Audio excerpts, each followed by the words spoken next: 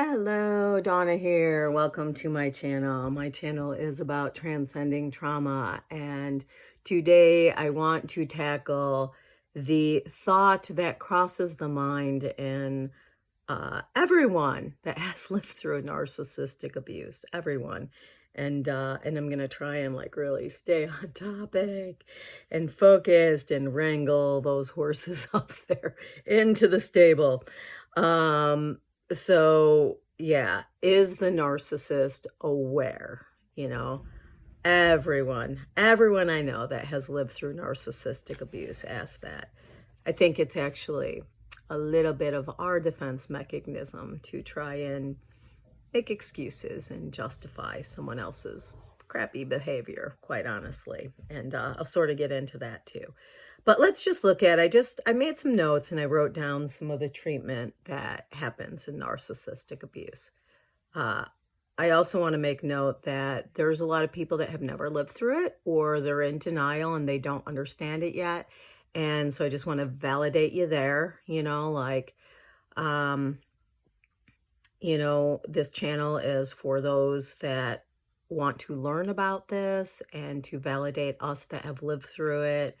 And yeah, when you go to someone and you feel like they're invalidating you, or they just don't understand, and you need support through it, don't go to them anymore, and also having understanding, narcissists create a lot of what's called flying monkeys and that. And they start the smear campaigns on people immediately, just so you know.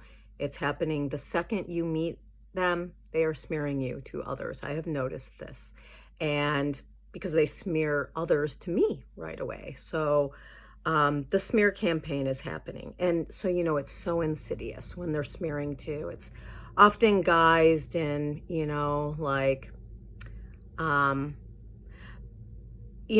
as someone that's lived through abuse and trauma, I can listen to other people's stories, about things that happened in other relationships and that. It's always the stories really never have a real story to them. They're more character assassinations, you'll notice. And, there's not ever really a story. It's just a character assassination about someone else. And it's usually about woe is them because this other person, So, yeah, you'll notice they do. So that was one of the things they do: triangulation and smearing others. Are they aware of that they are triangulating and smearing others? Well, I believe they are. I think it's a manipulation tactic. It's a way to control the narrative. They want to be in control of how everyone feels about everyone. And you know what that means? That means that they're the center of attention, and, everyone else is smeared and below them. And, they're the hierarchy. So are they aware of this? Well, I don't know. I mean, I kind of think they are. The silent treatment, definitely a tactic used by narcissistic abusers. Very different from going no contact. And because they often pick people to connect to that are their polar opposite, who are usually pretty passive, empathetic, and I don't want to say passive. Don't think passive, not empowered. I started my own businesses. I've been a very empowered, driven person. But, when it came to being overpowered by a narcissistic person, I've definitely been passive to their behaviors. So when I say passive, I'm not calling you a wimp, I'm just saying someone that's easygoing, and, so we often can feel guilty for going no contact because we know how hurtful the silent treatment is. They are not the same behavior at all. No contact is to protect yourself from abuse. Silent treatment is a manipulation tactic to make you feel like you're very small and invisible. The silent treatment, I talk about the shame, so much shame that comes with abuse. And, shame it's part of our longing to belong. So when we feel we don't belong, we feel shame. And that's part of that natural biology inside of us that wants to belong. So the silent treatment is a way to shame you and make you feel invisible. And do they realize they're doing it? I mean, I will say yes. Or do they have awareness? Does someone have awareness that they are not talking to you at the moment and not acknowledging your presence as a physical human being standing in the same room with you, not making eye contact, not responding to you? Are they aware of that? Come on. What do you think? I know I've lived in these distortions, Are they aware? Sure they are. They're aware they're ignoring you. They're aware they're belittling you. They have awareness of that. Sure. Hiding things. And then I put including information. Are they aware of this? Are they aware that, oh my gosh, the gaslighting that happened to me, having things hidden? He later admitted to many of them, So in a way to come back into my grace, because I was great supply, I did everything. The caretaker in me that I talked about in the other videos that was birthed from childhood.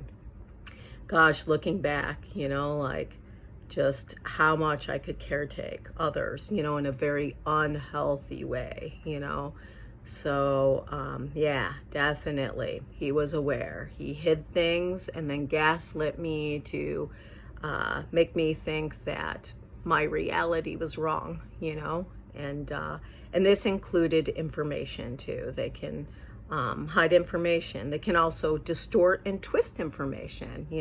I called it mind salad. It definitely is mind salad, but the word that is used is word salad, and the twisting of words and the circular talking. Do they realize they're doing it? Yes, it's a manipulation tactic. Okay. Triangulation, and the smearing of others, Yes, they start it right away. It's all of these tactics that they use, they're manipulation. And are they aware, I think that they're cognitively aware that they're doing them. Are they aware at the depth of understanding? I don't know. I think that the way manipulation works and, the way people behave is they've gotten I don't want to use the word feedback, a reward, it's worked for them. So they keep behaving that way because, when they gave you the silent treatment, then we pined to be heard, and then we, that's, these tactics make it so, one, they can control others, and so they can have that hierarchy. So, when they do these manipulation tactics, whether there's there's some cognitive awareness, whether there's full awareness there or not, they do at least have awareness that these manipulation tactics have worked for them over and over again throughout their lives, so they have accomplished for them what they needed to, which was control over others, controlling the narrative, creating the hierarchy. So yes, they, aware, maybe not, but cognitively aware for sure. Does someone realize when they're not talking to you? Yes, they're aware of that, So I wanted to get into, so these are the patterns, repeating patterns of behavior, repeating patterns. So no one's a narcissist because they do any of these things individually or do any of these things a few times or once in a while. These are repeating patterns. It's also why we end up in repeating relationships with a narcissist, the repetition compulsion. So if they became aware that they're repeating these patterns, what happens in psychology is defense mechanisms arise. They arise for us too, those protective mechanisms, like, bumping into that proverbial wall. Those are those defense mechanisms, like,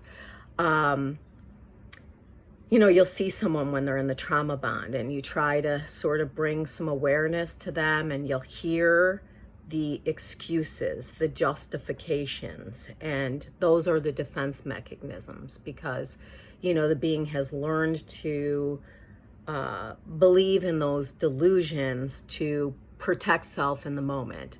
That's the thing with trauma. We have that immediate, that heightened amygdala creates immediate defense mechanisms for protection, but it doesn't see, the frontal cortex offline. It doesn't see long-term consequences. So, it sees, no, I've got to please the narcissist. This keeps them calmer, or less abusive, but we're not seeing, that full long-term consequence because we're stuck in the pattern with them.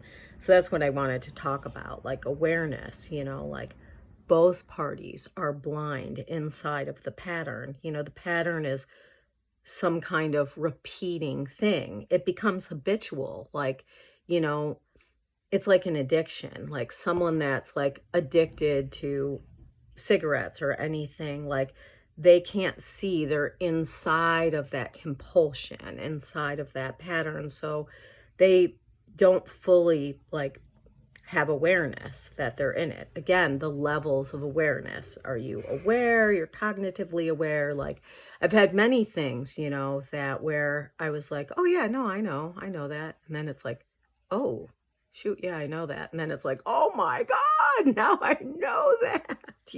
There's different levels of awareness. So the questions I want to ask too is, does it matter if they're aware? Like, are you a sacrificial lamb?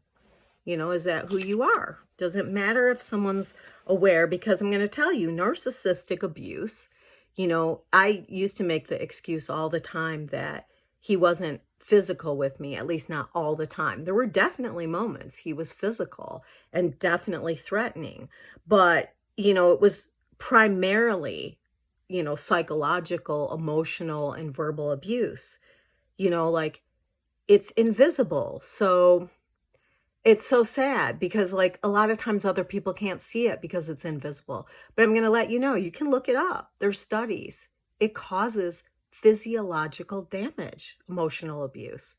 It goes through the same nervous system centers that physical abuse does, that physical pain does. So it is, causing harm to your body, your brain, your nervous system, your well-being. It is causing physical abuse. If you need that justification to, get out of crappy dynamics, it is causing you physical abuse, physiological abuse, you know. So I'm not someone that's deeply entrenched in technology. I have my strong opinions about that. But I will say that, like anything, on a spectrum, dualistic nature, there's good and bad, and, how we use things and keeping things in balance.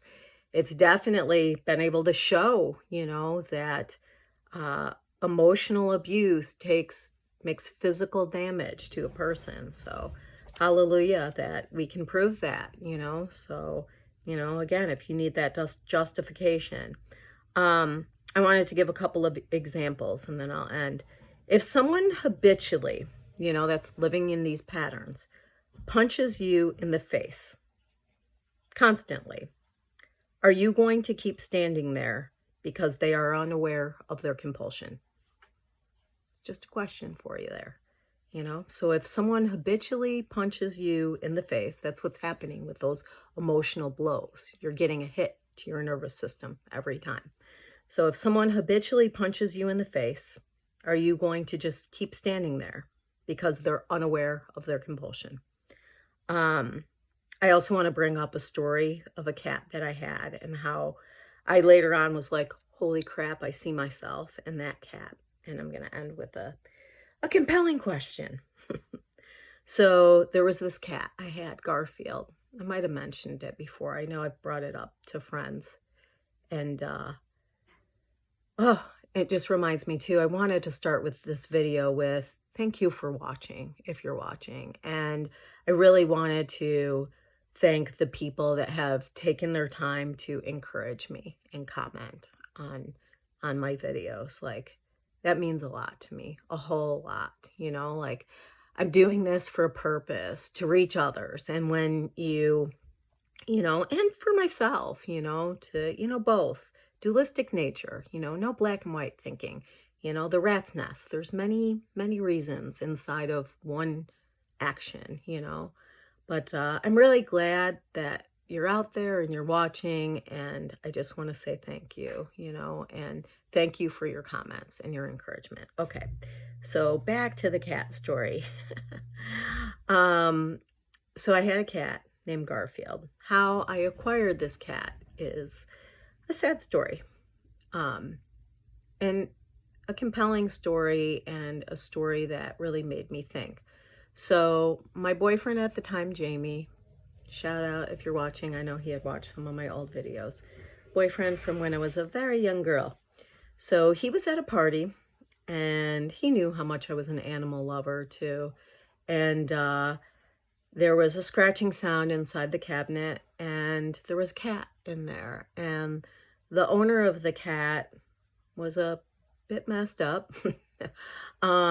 He said that's where he keeps them, up inside that cabinet, and put the food in there, and said that when he goes to work, he throws him in the trunk of his car. I don't know, like very disturbing when I'm thinking about it now. You know, so yeah, like the cat lived a very not healthy existence. And so Jamie stole the cat and brought him to me. And he was a very fluffy orange cat, Garfield.